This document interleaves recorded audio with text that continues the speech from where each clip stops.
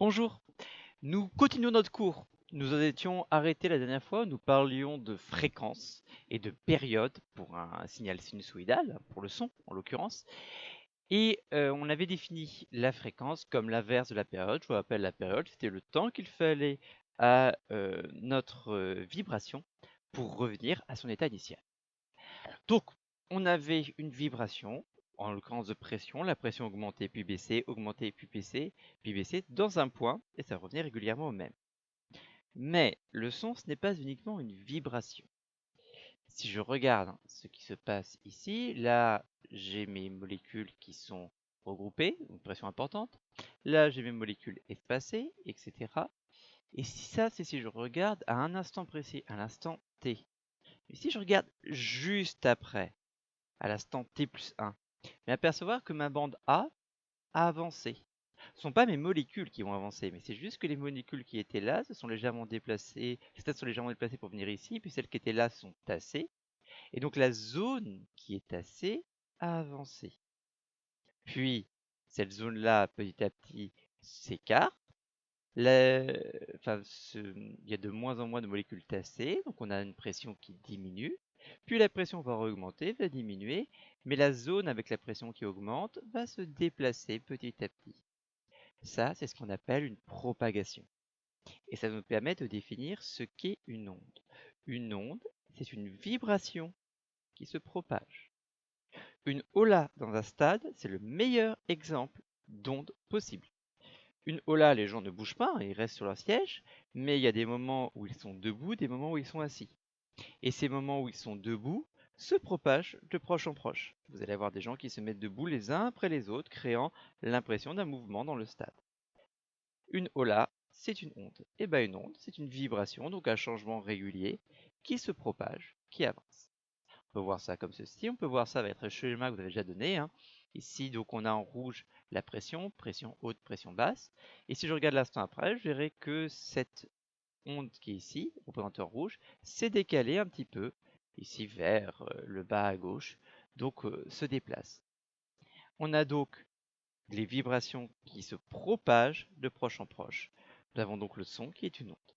C'est ce qui explique que le son, on puisse l'entendre de plus loin, que c'est pas juste à un endroit, c'est parce que le son se propage. Donc une vibration sonore se propage, elle affecte petit à petit les points avoisinant le point initial. Une vibration qui se propage est appelée une onde.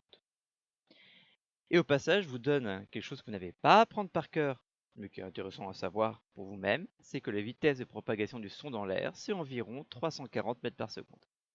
C'est plus rapide dans l'eau, et c'est encore plus rapide dans le métal. Mais bon, vous avez l'idée de la vitesse de la propagation du son. Donc nous avons notre son qui est une onde, qui peut donc être représentée comme une sinusoïde. Une sinusoïde qui avance, qui se propage. Ça va être pour ce qu'on appelle un son pur. Nous allons voir les caractéristiques d'un son pur et après nous verrons les sons complexes, ce qu'on entend tous les jours. Donc nous allons commencer par voir les caractéristiques d'un son pur. Un son pur, c'est un son qui peut être représenté par une seule sinusoïde.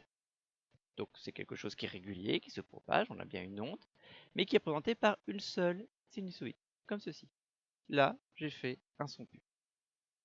Ce son pur, je vais avoir des caractéristiques que je vais pouvoir voir, la fréquence totalement, on va en parler juste après, mais d'où j'ai des caractéristiques sur mon son pur. On dit qu'un son est pur s'il peut être représenté par une seule sinusoïde. On modélise alors ce son par la formule A égale I sinus Ft. A, c'est la variation de pression, c'est-à-dire que j'ai la pression donnée. La pression ici, on la mesure sur une surface, on va voir juste après pourquoi. I, c'est ce que j'appelle l'intensité du son. F, c'est la fréquence du son. Et T, c'est le temps qui varie. Donc si je fais varier le temps, je vais varier ma pression A, et je vois qu'elle varie de manière sinusoïdale, c'est-à-dire qu'elle varie en augmentant, en descendant, en augmentant et descendant de manière régulière. C'est ce dont nous avons déjà parlé. Je vais générer un son. Je reprends un logiciel, c'est Audacity, je génère un son, je fais la fréquence 450 Hz, une amplitude de 0,8. Donc vous voyez, la fréquence, c'est ce que j'avais appelé F dans ma formule, et l'amplitude, c'est ce que j'avais appelé l'intensité I. Je génère, Si je zoome à un endroit, je vais bien retrouver, hop, voilà, mes sinusoïdes. Donc j'ai généré un son. Je reprends tout le son que j'ai généré, je l'écoute. J'arrête pour pas que ça dure trop longtemps quand même. Vous voyez ici un son pur. J'ai juste créé un son pur qui est comme cela.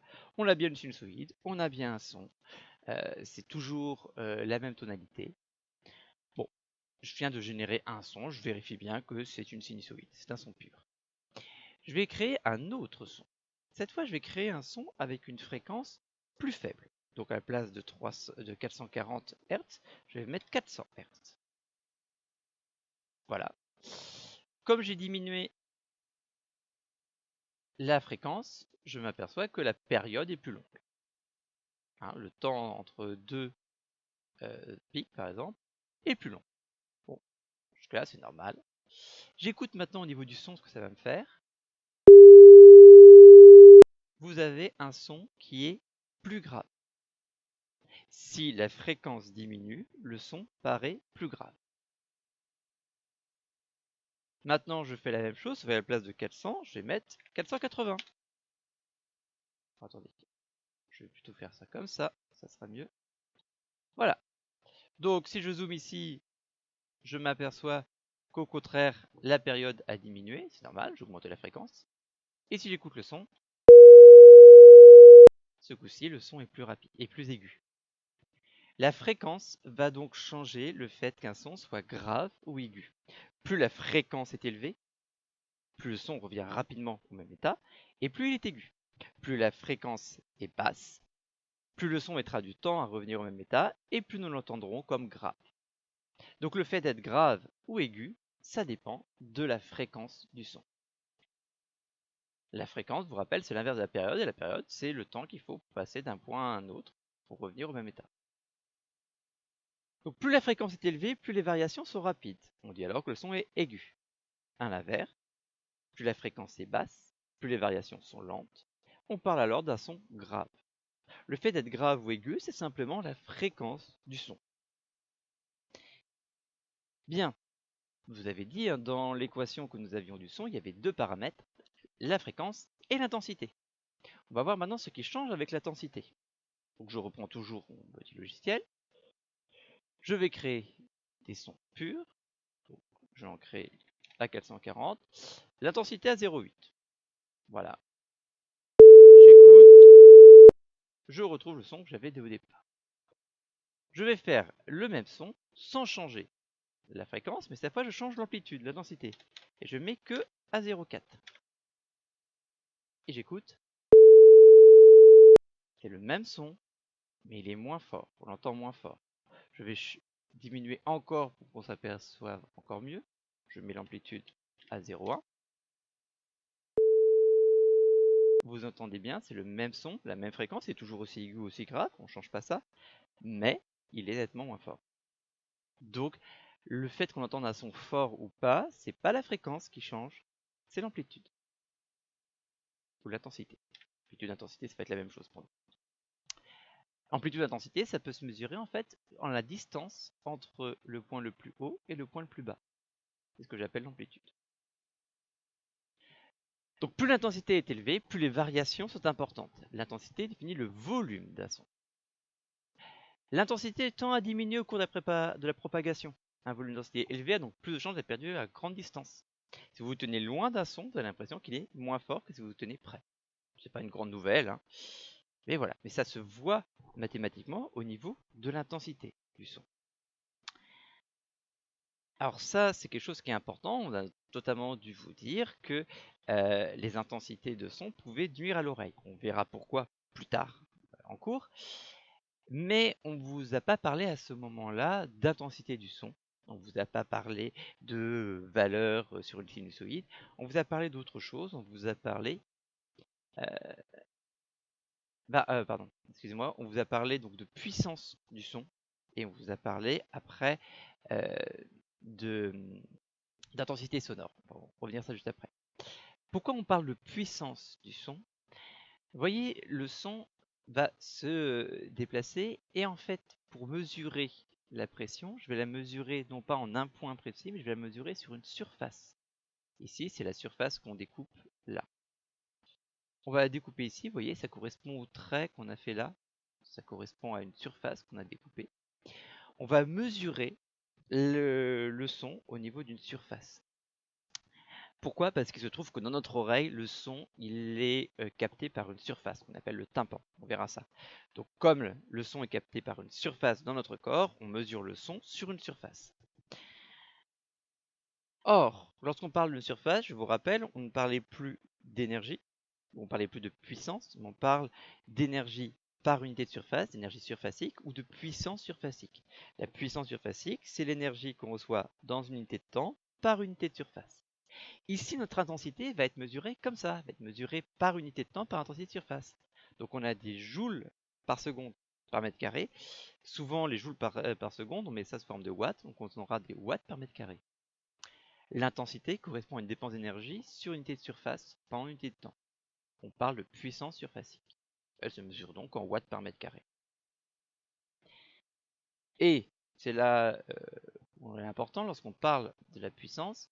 En général, on mesure ceci dans une unité qui s'appelle les décibels. Les décibels, c'est une unité assez étrange, puisqu'en fait, un son qui est à 70 décibels et un son qui est à 75 décibels, le son à 75 décibels est 100 000 fois plus fort en intensité que le son à 70 décibels. On a donc une échelle qui est assez bizarre, je vais expliquer pourquoi juste après, mais qui est très pratique puisqu'en fait on a des grandes différences d'intensité de son. Et on mesure cela en décibels. Donc on ne raisonne pas en général en termes d'intensité, on raisonne en termes de niveau d'intensité, qu'on n'appelle pas L, mais qu'on n'appelle pas I, qu'on appelle L. Dans la pratique, les intensités sonores sont d'échelles trop différentes pour pouvoir être facilement comparées. On utilise plutôt le niveau d'intensité sonore, L, comme l'exprime en décibels. Le décibel s'écrit dB. Alors, ce niveau d'intensité L, il est calculé avec une formule, qui est une formule qui pour l'instant va vous sembler étrange, mais dès que vous l'aurez utilisée, vous verrez que c'est extrêmement pratique. La formule, la voici. L, c'est 10 fois le logarithme décimal. Log 10, ça représente le logarithme décimal. C'est une fonction que vous ne connaissez pas encore, mais que je vais expliquer. Du rapport entre I et I0. I0, c'est quelque chose qui ne change pas, c'est 10 à la puissance moins 12 watts par mètre carré. Alors ce chiffre-là, il n'est pas sorti au hasard, il se trouve que c'est la limite de ce qu'on peut entendre. Le son le plus bas que notre oreille peut entendre, c'est 10 à la puissance x 12 watts par mètre carré. Donc, ici, j'ai un rapport qui est supérieur à 1 si c'est un son que je peux entendre. Il est inférieur à 1 si c'est un son que je ne peux pas entendre. Maintenant, qu'est-ce que c'est que ce logarithme décimal? Logarithme décimal, c'est une fonction extrêmement pratique que vous avez en fait déjà utilisée sans le savoir en quatrième ou en troisième lorsque vous parliez des séismes. On vous donnait l'échelle de Richter. Et l'échelle de Richter, on vous disait il y a un séisme d'échelle 6 sur l'échelle de puissance 6 sur l'échelle de Richter, de magnitude 7 sur l'échelle de Richter, etc. Si vous aviez deux séismes, un séisme de magnitude 6 et un séisme de magnitude 7, le séisme de magnitude 7 était 10 fois plus important, plus violent que le séisme de magnitude 6. Le logarithme décimal fait que à chaque fois que je rajoute 1 au logarithme décimal, je multiplie par 10. Autrement dit, le logarithme décimal, ça donnerait pour les puissances de 10 le nombre de zéros que l'on a derrière le 1. Par exemple, 100, j'ai 2 zéros derrière, mon logarithme décimal de 100, c'est 2. 1000, le logarithme décimal de 1000, c'est 3. Le logarithme décimal de 1 million, c'est 6. Ça marche aussi pour les nombres avec des virgules. Ici, vous voyez, j'ai 3 zéros avant le 1, donc là je suis à moins 3 pour le logarithme décimal. On n'est pas obligé de faire des logarithmes décimaux uniquement pour les puissances de 10, on peut le faire pour n'importe quel nombre. Ici, vous voyez, je prends 113, 113 c'est un peu plus que 2, donc le logarithme décimal de 113, il représente un peu plus que 2, c'est environ 2,05. Je ne vous ai pas donné le nombre exact, ça ne sert à rien, il est beaucoup plus complexe, mais vous voyez, c'est un peu plus de 2. Donc mon logarithme décimal, c'est quelque chose qui est très pratique lorsque je veux comparer des grandeurs qui ont des tailles totalement différentes. Et ici, pour nos décibels, c'est exactement ce qui va se passer.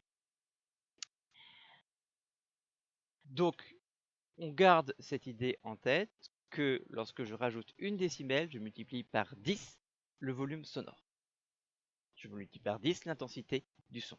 Donc, lorsque j'ai un son d'intensité 70 et un son d'intensité 71 décibels, le son à 71 décibels est 10 fois plus élevé que celui à 70. Et donc le son à 72 décibels est 100 fois plus élevé que le son à 70 décibels, etc., etc. Voilà tout ce qu'on remarque pour aujourd'hui. Ce que vous avez à faire, bien sûr, c'est de recopier le cours et de l'apprendre pour la fois prochaine. Je vous souhaite une bonne semaine.